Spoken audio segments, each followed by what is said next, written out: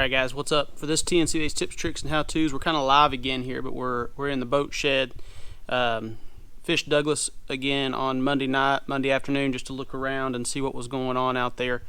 But I wanted to talk to y'all about what we're looking at, how to set up, and things for this week's tips, tricks, and how-to. So what we're going to do is we're actually going to take a look at the graph here. And one of the things that I want to always strongly suggest to you all is taking screenshots of stuff that you come across out there, whether it's with your phone or whether you go use your actual unit to take pictures of these things. But again, most of them have certain combinations, or you can set up hotkeys to look at screenshots that you take. So we're going to look at these screenshots really quick, and we're going to talk about what we were looking at. And again, these are from Monday evening. And what you can see here with these bass and white bass are mixed in here, okay? So you can see how they've kind of stacked up on each other in certain areas here. That kind of gives me an indication that there's a lot of white bass here as well, but then there's also some largemouth that are kind of elongating along that point that's dropping off. Now you can kind of see the point here that I was idling over, and with this point, at the nose of the boat right now, the current's flowing from this way. Now, we've talked on Douglas, 15,000, 18,000, that's a lot of flow on Douglas, and that still gets them in the right kind of position whenever you're fishing for them and stuff. But we're not talking about near the flow as you would be on Guntersville, Chickamauga, and stuff like that. But again, you can see that the current's been flowing at this time. It was about 5:57 is what my clock says.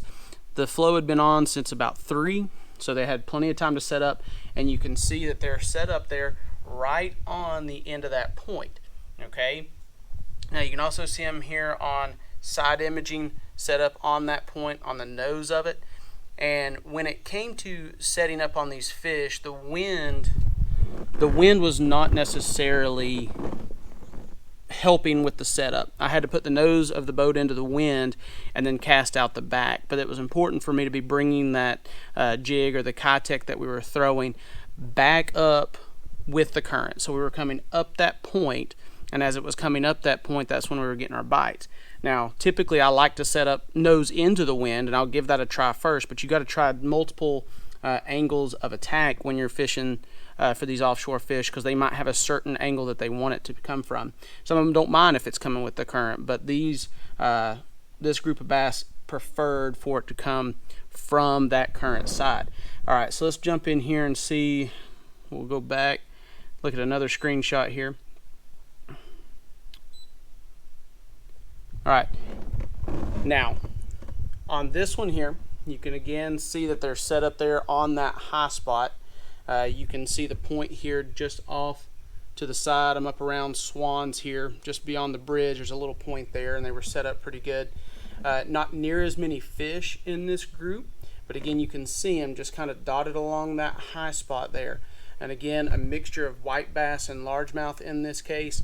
You're going to find that a lot of times out on Douglas. You'll find that oftentimes anywhere else on the Tennessee River as well, that those white bass and stuff will group up together.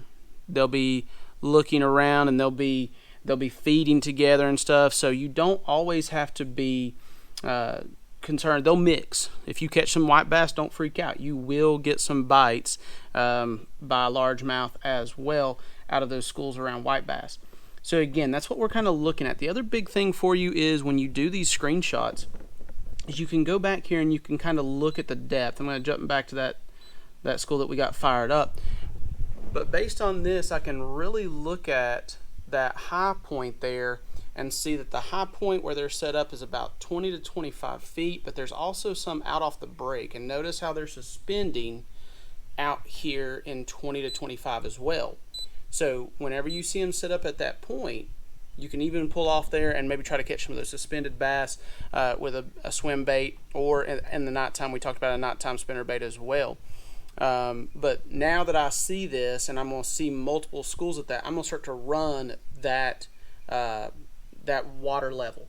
Okay, I'm going to be looking for that 20 to 25 foot range, or even down into 30. And what's nice about like the sea map and stuff that we have here is the fact that you can color code. So if I jump back out of this and I go back to my charts here, you can see that for Douglas, I've got it color coded a certain way. And that yellow is that 20 to 25 foot range, that green getting into that some of that deeper 30, 35 foot. So I can very quickly go down through here and see areas that have that right kind of depth here. You see where it's breaking off. That orange is a little bit shallower, yellow going into green is my 25 going into 35. And all of those pieces are important to help you speed the process up. You can see that this point here is perfect in 20 to 25 foot of water. So color coding, okay? So when you're setting up, I'm gonna pull up here to where we caught those fish, just up above Fanchers on that long bar. Justin Reagan put a herd on them up here earlier in the week.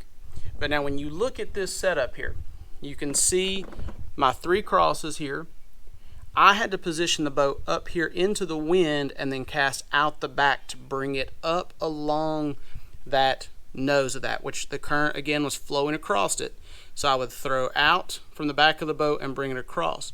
So the nice thing is when there is some wind, you really can use that to your advantage to help hold the boat in position. Again, I typically like to throw into the wind so I can be up at the front looking at my electronics. But if I need to, I'll pull up above them, nose into the wind, and throw out the back. The key here, though, was coming with that current and making sure that you were bringing it up just as the current would be flowing as well. Okay? Now, with that being said, on here, okay, another thing that I like to do, and you won't be able to see it there, I'll have to go back to the boat here. I turn on that extension line, okay? That extension line that you see there is critical because, one, I use my boat like a clock. The nose is 12, the back of the boat is 6 o'clock, and then I can simply figure out 1 o'clock, 2 o'clock, 3 o'clock, where I need to make that cast. So using that extension line helps me really see where that boat is positioned and where that boat is facing. And then the next piece here are my range lines, okay? So with these range lines, you can see right down here in the corner, it shows me that each range line is 200 feet. You also have a scale there, but it's sometimes harder to try to figure out that scale while you're on the water. But on here with those range lines, I want to keep those fish kind of at that 100 mark and in. I don't want to get them too close. I want to make sure that they hang out there a little bit closer to that 100 line because they're skittish anymore with all the electronics and all the pinging. So as you can see here with these range lines, I can now get a point. Let's take this point for instance here when I was sitting in the parking lot there at the boat ramp. That one right now is at 200 feet. I like to keep mine zoomed in so that my range lines, my range circles are at 100 feet. So each one of those is 100 feet. So now I know that if those waypoints are within that circle, that first circle there of me, they're within 100 feet of my boat. And why that's important is 100 feet is a really, really good cast. Okay, so if I'm making a 100-foot cast, I'm bombing something out there. Now with a crankbait, you might have to get a little bit closer because, again, it's not going to fall straight down. It's going to pendulum as it comes back to them.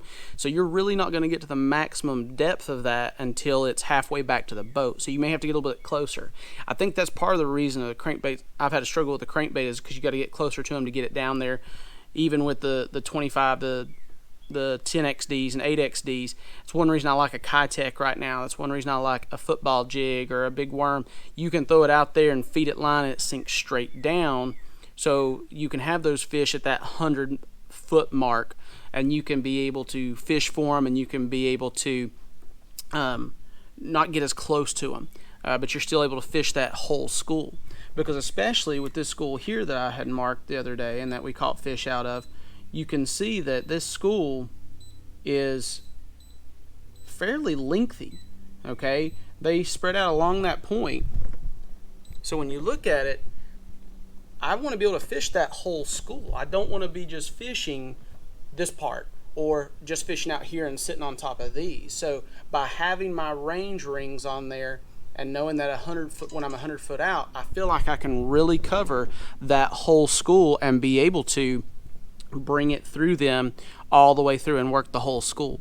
Now, again, looking at these fish. When they start to stack up a little bit taller and get grouped up that tight, I'm thinking white bass. But again, as they're spread out here, I'm thinking largemouth as well. Let's see if we can pull up another screenshot on here. All right, so here's a good one as well. Okay, so again, just kind of dotting, not as much stacking here. There weren't any white bass involved on this group. This was mainly largemouth here. So again, you see them just kind of like you've heard Wheeler talk about turtles on a log going along that slope, but you see them there on the nose. That current's flowing across this way, and that's important when you're setting up. Again, you can see them down here on the side scan as well. You can see some dots out to the left and to the right. But again, turn on that extension. That way you know where the boat's pointing. Use your boat like a clock. The nose is 12, stern is 6. Then you're able to look off of that and figure out your cast angles to those targets that you've marked. Then turn on those range rings. Make sure that you have those range rings on, because that's going to help you tremendously when it comes to figuring out how far away. And this is also a great thing at night. Okay, even if you're not fishing per se an offshore spot, you're trying to fish a small point or something that's still connected to the bank, I can figure out my distance. Or if you're even fishing a bluff, you can figure out your distance with those range rings, because now if it's halfway between that 100, you know you're 50 foot off the bank, because out there in the dark, you can get disoriented very easily. And that's another reason for having that extension line and having those range rings. So all those things are important to helping you be more effective and more efficient out there when you're fishing off the bank, especially at night and those times. So again, get out there, graph around, look at these points that are nosed into the current. Again, there's lots of those types of bars and stuff, especially on the Tennessee River, but we do have them on Douglas, some on Cherokee as well. I know we don't have as much on Holston or Watauga that's set up that way, but you can still fish those points or those bluff ends the same way, looking for small schools of fish. This is the time of year to do it. You can see that the water temp on there was 86 when I was graphing a lot of these fish, so it won't be long before we have a thermocline forming to come. Guys, if the live wasn't working great, I'll be uploading this video later on so you can see the full gamut of this video. I hope y'all have enjoyed this tips, tricks, and how-tos. Guys, we'll see you on the next one.